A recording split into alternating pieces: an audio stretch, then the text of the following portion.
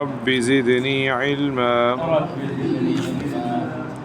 قال فرعون کہنے لگا آمنتم لہو تم اس پر ایمان لے آئے ہو قبل ان آذن لکم پہلے اس سے کہ میں تمہیں اجازت دوں انہ لکبیرکم بے شک یہی تمہارا بڑا ہے الذی علمکم السحر جس نے تمہیں جادو سکھایا ہے فلسوف تعلمون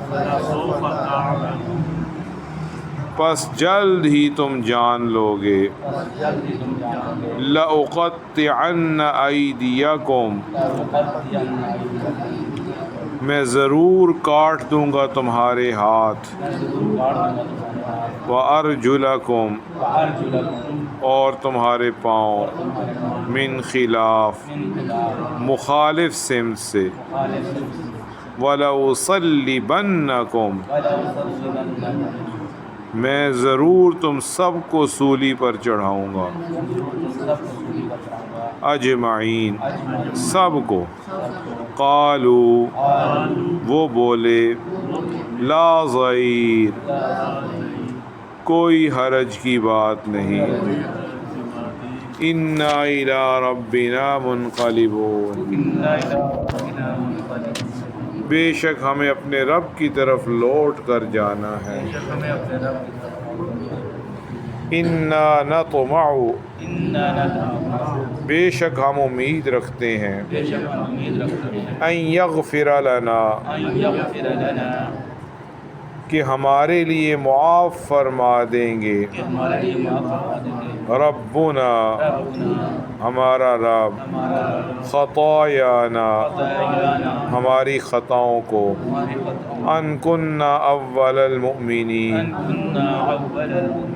اس وجہ سے کہ ہم سب سے پہلے ایمان لانے والے ہیں وَأَوْحَيْنَا إِلَى مُوسَى اور ہم نے وحی بھیجی موسیٰ علیہ السلام کی طرف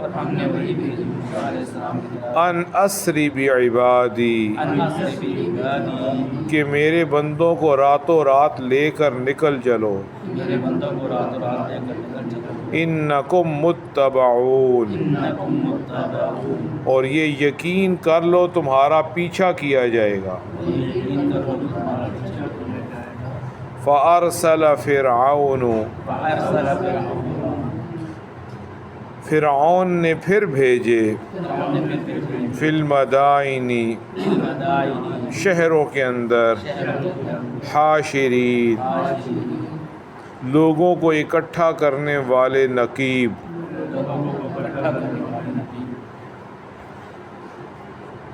ان ہؤلاء بے شک یہ لوگ لشرذمۃ ایک جماعت ہے قلیلون تھوڑی سی وَإِنَّهُمْ لَنَا لَغَائِظُونَ اور بے شک یہ لوگ ہمیں بہت غصہ دلا رہے ہیں وَإِنَّا لَجَمِيعٌ حَاذِرُونَ اور یقیناً ہم سب مسلح لوگ ہیں یہاں تک کرتے اللہ سبحانہ و تعالیٰ ان آیات مبارکہ میں فرما رہے ہیں کہ فرعون کہنے لگا آمنتم لہو تم موسیٰ علیہ السلام پر ایمان لے آئے ہو میری اجازت سے پہلے یہی ہے تمہارا بڑا لکبیرکم بہت بڑا تمہارا سردار اور تمہارا بڑا جو ہے استاد جس نے تمہیں جادو سکھایا ان قریب تمہیں معلوم ہو جائے گا میں ضرور کاٹوں گا تمہارے ہاتھ اور تمہارے پاؤں مخالف سمت سے اور ضرور تم سب کو اصلبنکم صلیب سے نکلا ہے عیسائیوں کی بھی صلیب کو صلیب اس لیے کہتے ہیں، وہ صلیب کا لفظی مطلب ہوتا ہے سولی، کیونکہ عیسائیوں کا یہ عقیدہ ہے کہ عیسیٰ علیہ السلام کو سولی دے دی گئی ہے۔ صلیب کا لفظی مطلب سولی پر چڑھانا، صلیب جو ہے عربی زبان کا لفظ ہے، اسی لیے یہاں پر بولا اصلیبنکم، اس کو اوصلیبنکم نہیں پڑھتے، اس میں واو جو ہے یہ سائلنٹ ہے، خاموش ہے، اس کے اوپر کوئی حرکت نہیں ہے۔ یہ عربی زبان میں ایسے ہوتا ہے، بعض حروف لکھنے میں آتے ہیں لیکن پڑھنے میں نہیں آتے، اسی میں سے یہ اس کا واو بھی ہے۔ فرماتے ہیں یہ جرت اور ہمت والے کامل ایمان والے لوگ تھے یہ جادوگر، سبحان اللہ، کیسے کامل الایمان لوگ تھے، اور ابھی ہی ایمان لائے تھے، ابھی چند لمحے پہلے ایمان لائے تھے، اور ان کے صبر و استقامت کا کیا کہنا، سبحان اللہ، اتنے بڑے وقت کے جابر ظالم کافر اللہ کے دشمن کے ساتھ فوراً ٹکر کے لیے کھڑے ہو گئے، ابھی کچھ لمحے پہلے اس کے حمایتی تھے، اس کی عزت کی قسمیں کھا رہے تھے، وہ یکدم ایسی کایا پلٹی اور اتنے عروج پہ چلے گئے، سبحان اللہ۔ اللہ جسے چاہتے ہیں ایمان عطا فرماتے ہیں، اللہ ہمیں بھی اپنے فضل سے ایسا ایمان اور استقامت عطا فرمائیں اور اپنا فضل فرمائیں۔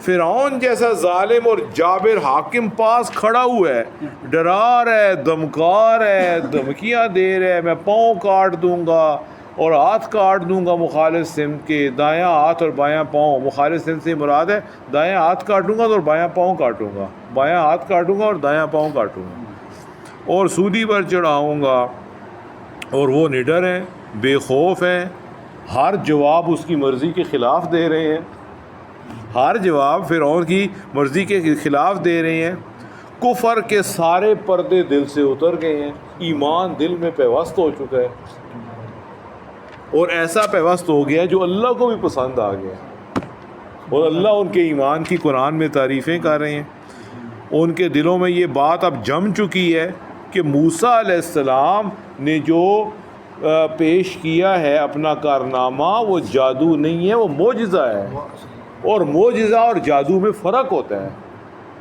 معجزہ اور جادو میں فرق ہوتا ہے، اور ان کا یہ خود سے بنایا ہوا جادو نہیں ہے، اور اسی لیے انہوں نے فوراً حق کو قبول کر لیا۔ فرعون آگ بگولا ہو گیا اور کہنے لگا تم نے مجھے کوئی چیز ہی نہیں سمجھا، مجھ سے پوچھا بھی نہیں، میں تمہارا بادشاہ اور حاکم ہوں اور مجھ سے پرمیشن لیے بغیر ایمان لے آئے ہو، مجھ سے تو پوچھتے نہ پہلے ہم ایمان لے آئیں کہ نہ لائیں، اور مجھ سے باغی ہو گئے ہو، اور موسیٰ کی بات بھی تم نے مان لی ہے۔ یہ کہہ کر پھر اس خیال سے کہ کہیں حاضرین مجلس جو اتنا پوری پبلک عوام بھی اکٹھی ہے ان کے اوپر کہیں ایمان کا اثر نہ ہو جائے اور اسلام کا اثر نہ ہو جائے اور موسیٰ علیہ السلام کی حقانیت نہ بیٹھ جائے، تو اس نے جو ہے نا انہیں ذلیل سمجھا، اور ایک بات اس نے خود سے بنائی کہ تم سب کے سب اس کے شاگرد ہو، یہ تم پہلے ملی بھگت کر کے آپس میں معاہدہ کر کے آئے ہوئے ہو، اور اس نے تمہیں یہ سب کچھ سکھایا ہے، یہ تمہارا بزرگ ہے، انہ لکبیرکم، اسی نے تم کو جادو سکھایا ہے۔ اس کو عربی میں کہتے ہیں مکابرہ، ایک ہوتا ہے مناظرہ، مناظرے کی ایک اور قسم ہوتی ہے اسے کہتے ہیں مکابرہ، کیاف سے ہے مکابرہ۔ مکابرے کا مطلب ہوتا ہے جب کسی مخالف سے دلیل کے جواب میں دلیل نہ بن پڑے تو وہ پھر خواہ مخواہ تکبر کا اظہار کرتا رہے اور اپنی بڑائی اور ڈینگیں مارتا رہے، اسے مکابرہ کہتے ہیں۔ تو اس نے خواہ مخواہ تکبر شروع کر دیا، اور یہ فرعون کی بے ایمانی اور دغا بازی تھی، ورنہ حقیقت یہ تھی کہ پہلے تو جادوگروں نے کلیم اللہ علیہ السلام کو دیکھا بھی نہیں تھا، پہلے تو انہوں نے دیکھا بھی نہیں تھا، اور نہ ہی وہ اللہ کے رسول سے آشنا تھے۔ رسول اللہ تو جادو جانتے، اور اللہ کے جو رسول تھے وہ تو جادو جانتے ہی نہیں تھے اور نہ جادو سکھاتے تھے۔ جادوگر موسیٰ علیہ السلام کو نہیں جانتے تھے اور موسیٰ علیہ السلام جادو نہیں جانتے تھے، تو یہ دونوں باتیں خلاف عقل اور خلاف عدل اس نے کہیں، اور پھر اس نے دھمکانا شروع کر دیا، اور اپنی ظالمانہ روش پر اتر آیا کہ میں تمہارے سب کے ہاتھ پاؤں الٹی طرف سے کاٹ دوں گا اور تمہیں ٹنڈے منڈے بنا کر سولی چڑھا دوں گا اور ایک کسی کو بھی اس سزا سے نہ چھوڑوں گا۔ سب متفقہ طور پر کہنے لگے لا ضیر، کوئی پرواہ نہیں، کوئی پرواہ نہیں، ہمارا کوئی نقصان اس میں نہیں ہے۔ ضیر کہتے ہیں نقصان، ہمارا کوئی نقصان نہیں۔ فخذ ایمان تقاض، جو تم نے کرنا ہے کرو، سبحان اللہ، جو تم نے کرنا ہے کرو، ہمیں مطلق پرواہ نہیں۔ انا الی ربنا منقلبون، ہم مر بھی گئے تو اللہ ہی کے پاس جائیں گے نا، ہم مر بھی گئے تو اللہ ہی کے پاس جائیں گے۔ ایک انا الی ربنا منقلبون جادوگروں نے بولا تھا، اور دوسرا سواری پر سوار ہوتے وقت ہم بولتے ہیں۔ ہمارا تو صرف یہی خواہش ہے کہ ہمارا رب ہمارے گناہوں پہ پکڑ نہ کرے، اس سے پہلے جو ہم جادو سیکھتے رہے اللہ ہمارے اس گناہ کو معاف کر دے، ہماری یہی خواہش ہے، ہمارے اور کوئی خواہش نہیں ہے۔ انا نطمع ان یغفر لنا ربنا خطایانا ان کنا ہم سب سے پہلے ایمان لا رہے ہیں موسیٰ علیہ السلام پر، اس سبقت ایمانی کے توفیل اللہ ہمیں بخش دے، سبحان اللہ۔ چنانچہ اس جواب پر وہ اور بھی بگڑا اور اس نے سب کو قتل کروا دیا، رضی اللہ عنہم اجمعین، رضی اللہ عنہ۔ لا ضیر انا الی ربنا انا نطمع ان یغفر لنا ربنا خطایانا ان کنا اول المؤمنین۔ یہ معاملہ یہاں پورا ہو گیا۔ اب آگے اللہ فرماتے ہیں اب ہم نے موسیٰ علیہ السلام کی طرف وحی بھیجی، ان اسری، اب راتوں رات میرے بندوں کو لے نکل چلو۔ اسرا کہتے ہیں رات کو چلنے کو، رات کو سفر کرنے کو اسرا کہتے ہیں۔ سبحان الذی اسرا بعبدہ، جس نے رات کو سیر کرائی اپنے بندے کو۔ اور یہاں پر اللہ تعالیٰ نے کہا رات کو نکلو، رات کا سفر کرو۔ اور دوسری بات انکم متبعون، تمہارا پیچھا ہوگا، فرعون تمہیں چھوڑے گا نہیں، وہ فوجیں دوڑائے گا تمہارے پیچھے۔ موسیٰ علیہ السلام نے اپنی نبوت کا بہت سارا زمانہ فرعونیوں میں گزارا، اللہ کی آیتیں ان پر واضح کیں، لیکن ان کا سر نیچا نہ ہوا، ان کا تکبر نہ ٹوٹا، ان کی بد دماغی کے اندر کوئی فرق نہ آیا، نعوذ باللہ۔ اب تو کوئی بات باقی نہ رہی سوائے اس کے کہ ان پر عذاب الہی آئے اور یہ غارت ہو جائیں۔ موسیٰ علیہ السلام کی طرف اللہ کی وحی آئی کہ راتوں رات بنی اسرائیلیوں کو لے کر میرے حکم کے مطابق چل پڑو یہاں سے۔ بنو اسرائیل نے اس موقع پر قبطیوں سے یعنی فرعون کی قوم سے بہت سے زیور ادھار لے لیے کہ ہمیں زیورات چاہیے، ہم نے سفر پہ جانا ہے، اپنے زیور ہمیں دے دو۔ اور چاند چڑھنے کے وقت چپ چاپ چل دیے، جو ہی مغرب کا وقت گزرا، عشاء کا وقت ہوا، چاند اوپر طلوع ہوا، روشن ہوا، یہ سب لوگ چل پڑے۔ امام مجاہد جو اونچے درجے کے مفسرین کے امام ہیں وہ فرماتے ہیں جس رات یہ نکلے اس رات چاند گرن تھا۔ حضرت موسیٰ علیہ السلام نے راستے میں پوچھا کہ حضرت یوسف علیہ السلام کی قبر کہاں ہے؟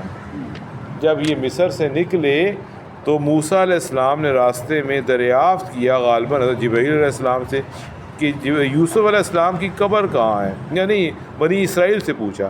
بنو اسرائیل میں ایک ان کی جو ساتھ جا رہے تھے موسیٰ علیہ السلام کی، ان میں ایک بوڑھی عورت بھی تھی، اس نے بتایا کہ یہ فلاں جگہ یوسف علیہ السلام کی قبر ہے، اس کو پتہ تھا۔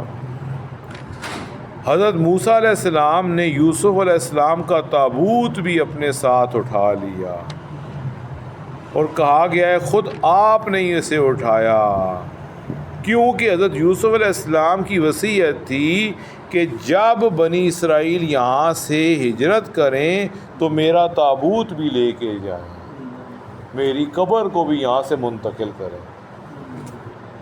یہ یوسف علیہ السلام نے اپنی وفات کے وقت بنو اسرائیل کو وصیت کی تھی کہ جب تک یہاں آباد رہو میری قبر یہیں پر رہے، لیکن جب یہاں سے ہجرت کی نا اللہ کے کسی نبی کے کہنے پر تو میری قبر کو بھی اکھاڑ کر میرا تابوت بھی آگے لے جانا۔ چنانچہ بوصیت ان کے جب وہ جانے لگے تو تابوت بھی ہمراہ لے گئے۔ ابن ابی حاتم کی ایک حدیث کے اندر آتا ہے کہ حضور صلی اللہ علیہ وسلم ایک اعرابی کے ہاں، ایک دیہاتی آدمی کے ہاں مہمان ٹھہرے۔ اس دیہاتی نے آپ صلی اللہ علیہ وسلم کی بڑی خاطر تواضع کی۔ واپسی میں آپ نے فرمایا کہ اے اعرابی، جب تم مدینے میں آنا تو ہم سے بھی ملنا۔ آپ نے اس دیہاتی کو فرمایا جب تم مدینے میں آنا تو ہم سے بھی ملنا۔ کچھ دنوں بعد وہ اعرابی آپ کے پاس آیا۔ حضور صلی اللہ علیہ وسلم نے فرمایا تمہیں کچھ چاہیے؟ تمہیں کچھ چاہیے؟ اس نے کہا جی ہاں، ایک تو مجھے اونٹنی دیں، ایک تو مجھے اونٹنی دیں اور ہودج سمیت دیں، اس کے اوپر کجاوا بھی ہو، زین بھی کسی ہوئی ہو، بغیر زین کے نہیں دینی، اور ایک بکری بھی دیں جو دودھ دیتی ہو، ایک بکری بھی دے جو دودھ دیتی ہو۔ آپ نے فرمایا افسوس اے اعرابی، تم نے بنی اسرائیل کی بوڑھی عورت جیسا سوال نہ کیا۔ افسوس اے اعرابی، تو نے بنی اسرائیل کی بوڑھی عورت جیسا سوال نہ کیا۔ صحابہ نے پوچھا یا رسول اللہ، بنی اسرائیل کی بوڑھی عورت جیسے سوال کا کیا واقعہ ہے؟ آپ نے فرمایا جب حضرت کلیم اللہ علیہ السلام بنی اسرائیل کو لے کر چلے فرعون کے ظلم و ستم سے نجات پانے کے لیے اللہ کی وحی کے مطابق، تو راستہ بھول گئے، آگے جا کے راستہ بھول گئے۔ 1000 کوشش کی راستہ تلاش کرنے کی لیکن راستہ نہ ملا، 1000 کوشش کی لیکن راستہ نہ ملا۔ آپ نے لوگوں کو جمع کیا اور پوچھا یہ کیا بات ہے؟ ہم چل چل کے تھک رہے ہیں، ہمیں کوئی منزل ہی نہیں مل رہی، راستہ گم ہو گیا، یہ کیا اندھیرا ہے؟ تو علماء بنی اسرائیل نے حضرت موسیٰ علیہ السلام سے کہا کہ اے اللہ کے نبی، اے اللہ کے کلیم، بات یہ ہے کہ حضرت یوسف علیہ السلام جب وفات کے قریب تھے تو انہوں نے اپنے آخری وقت میں ہم سے ایک وعدہ لیا تھا۔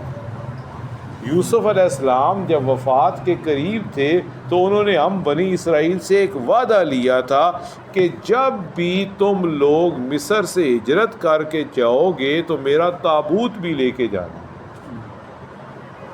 میری قبر کو اکھاڑ کے میرا تابوت بھی یہاں سے لے کے جانا۔ تو یہ وصیت ہم بھول گئے۔ حضرت کریم اللہ علیہ السلام نے پوچھا کہ تم میں سے کون جانتا ہے کہ یوسف علیہ السلام کی قبر کہاں ہے؟ سب نے انکار کر دیا، ہمیں تو ان کی قبر کا پتہ ہی نہیں، ہمیں تو نہیں پتہ، سوائے ایک بوڑھیا کے، اور کوئی بھی آپ کی قبر سے واقف نہ تھا۔ حضرت موسیٰ علیہ السلام نے اس بوڑھی عورت کے پاس آدمی بھیج کر اسے بلوایا اور کہا مجھے یوسف علیہ السلام کی قبر دکھاؤ، کہاں ہے قبر؟ بوڑھی عورت نے کہا ہاں میں دکھاؤں گی، ضرور دکھاؤں گی، لیکن پہلے اپنا حق لوں گی، پہلے اپنا حق لوں گی۔ موسیٰ علیہ السلام نے کہا اچھا بول، کیا چاہتی ہے تو، کیا تیرا مطالبہ ہے؟ اس نے جواب دیا جنت میں مجھے آپ کا ساتھ چاہیے۔ اللہ، اس بوڑھی عورت نے کہا جنت میں مجھے آپ کا ساتھ چاہیے۔ سبحان اللہ، دنیا آخرت کی خیریں لے لی نا، اور کیا چاہیے؟ اسے کہتے دانش مندانہ سوال۔ اللہ اکبر۔ موسیٰ علیہ السلام کے اوپر اس بوڑھی عورت کا یہ سوال بہت بھاری پڑ گیا کہ آپ اس کو کیا جواب دیں، تو اللہ کے نبی ہیں۔ اب بوڑھی عورت یہ سوال کر بیٹھی ہے، اب وہ کیا پریشان ہو گئی، اب یہ تو اللہ کے اختیار میں ہے نا، پتہ نہیں، وہ بڑے موسیٰ علیہ السلام یہ سن کے پریشان ہو گئے، بھاری ہو گیا ان کے اوپر سوال۔ اسی وقت اللہ کی طرف سے وحی آنا شروع ہو گئی، اسی وقت وحی آنا شروع ہو گئی کہ اے موسیٰ اس کی بات مان لو۔ سبحان اللہ، اے موسیٰ اس کی بات مان لو، اس کی شرط منظور کر لو۔ اور اسے کہو ٹھیک ہے جنت میں تم میرے ساتھ ہو. سبحان اللہ. اب پھر وہ بوڑھی عورت موسیٰ علیہ السلام کو ایک جھیل کے پاس لے گئی. اس جھیل کے پانی کا رنگ بھی تبدیل ہو چکا تھا. وہ جھیل اتنی پرانی تھی کہ پانی کا رنگ بھی متغیر ہو گیا تھا. تو اس نے کہا اس کا پانی نکالو سارا, اس جھیل کا سارا پانی نکالو. اس بوڑھی عورت نے کہا. جب پانی سارا نکل گیا, جھیل خالی ہو گئی اور زمین نظر آنے لگ گئی. اب بوڑھی عورت نے کہا اب زمین کھودو, اب زمین کھودو. چنانچہ جب زمین کھودنا شروع کی گئی تو قبر ظاہر ہوگی. سبحان اللہ. یقین آتا ہے یہ باتیں سن کے.